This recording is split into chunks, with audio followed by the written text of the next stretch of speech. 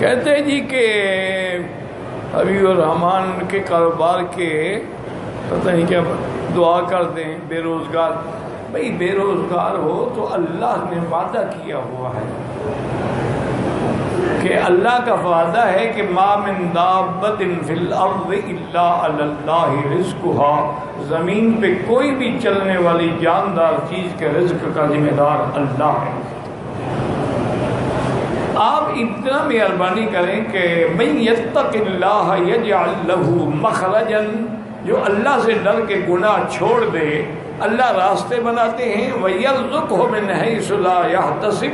اس کو رزق وہاں سے دیتی ہیں جہاں سے اس کا گمان ہی نہیں ہوتا. اس کی چھوٹی سی میں مثال دوں. یہ میں کو اپنی پیری بزرگی نہیں دکھا رہا کہیں ایسا نہ سمجھنا مجھے پیر شیر بنا دو. یہ کل کی بات ہے کہ میں گاڑی میں حرم آ رہا تھا تو میرے ساتھی نے کہا کہ حضرت وہ ہمارے علاقے سے آیا ہے, باٹا بھی کہتے ہیں اس کو, سہانجنا بھی کہتے ہیں, تو وہ رات آپ کے لیے پکائیں.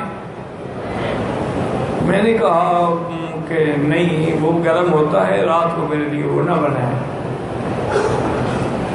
اچھا اس کے فوراً بعد میں نے کہا یار وہ یہ سوانگنا تو پھر بھی مل جاتا ہے, کچنال نہیں آتی.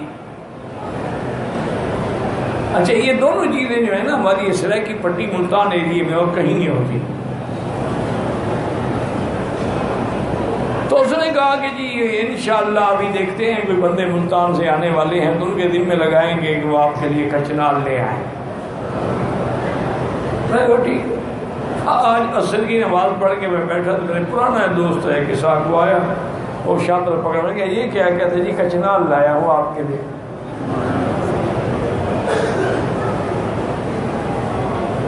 بھئی کب آئے ہو؟ انہوں نے کہا جی میں سیدھا ایئرپورٹ ادھر ہی آ رہا ہوں کہ کچنال خراب نہ ہو جائے. تم نے ہاتھ میں پکڑی ہوئی ہے.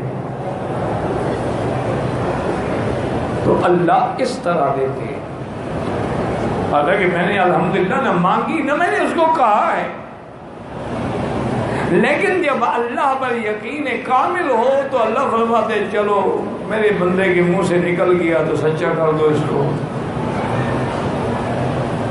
تو اس لیے دو باتیں یاد رکھیں. ایک گناہ چھوڑ دو.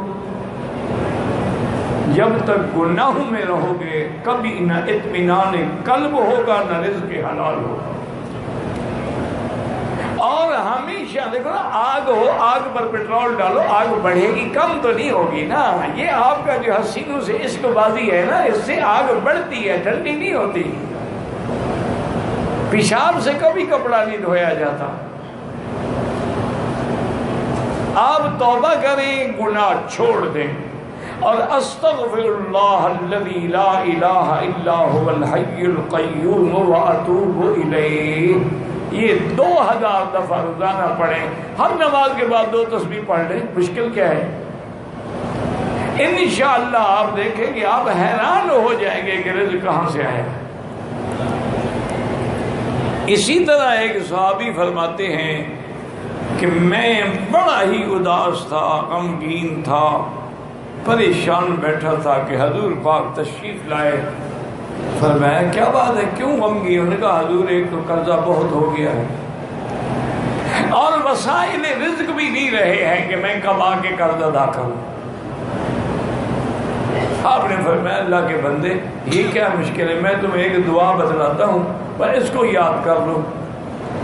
اللہم انی اعوذ بک من الہم والحزن واعوذ بک من العجز والکسل وَأَعُوذُ بِكَ مِنَ الْجُبْنِ وَالْبُخْلِ وَأَعُوذُ بِكَ مِنْ غَلْبَةِ الدَّيْنِ وَقَهْرِ الرِّجَالِ.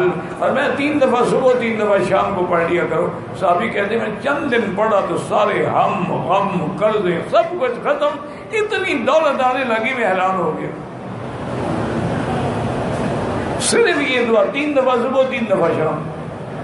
مشکل کیا ہے؟ ایک اور صحابی نے شکایت کی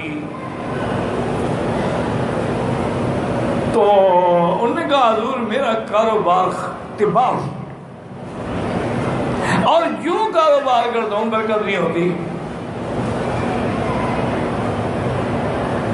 ہر گھر میں کوئی مشکل بات نہیں ہے.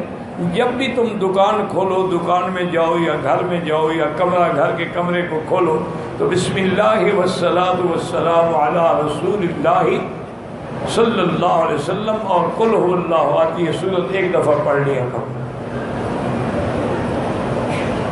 اب کیا مشکل ہے جی؟ آپ نے دکان تو کھولنا ہے نا. گھر جاؤ گے، کمرہ بھی تو آخر کھولو گے، بیڈ روم کھولو گے، ڈرائنگ روم کھولو گے، کہیں بیٹھو گے، ایک دفعہ سورت اخلاص پڑھنے کی کیا مشکل ہے؟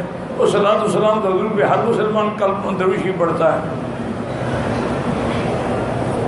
اس نے کہا جی اللہ نے میرے رزق میں ایسے برکتیں ڈالی کہ میں مٹی کو ہاتھ لگاتا تھا اور سونا بن جاتا. بھائی رزق تو مل سکتا ہے لیکن تم نہ لینا چاہو تو تمہاری مرضی. تم کہتے ہو کہ میں عقل سے کماؤں، انما اوتیتہ علی علم عندی، تو قارون نے کہا تھا. نتیجہ کیا نکلا؟ فخسفنا بہ وبدارہ الارض. اللہ نے فرمایا اس کو بھی، اس کی جائیداد کو بھی زمین میں دھسا دو. حضور نے فرمایا یتجلجل بہا الی یوم القیامہ، ایسے دھسا جائے گا قیامت تک زمین. وہ کہتا تھا میرے پاس علم ہے، میں نے ایسے دولت کمائی، خدا نے مجھے تھوڑی دی. جیسے آج کل لوگ کہتے ہیں یار تم غریب ہو، تم جانتے کیوں نہیں، ان پہ ٹرک ہی نہیں آتے کمانے کے. باقی تمہاری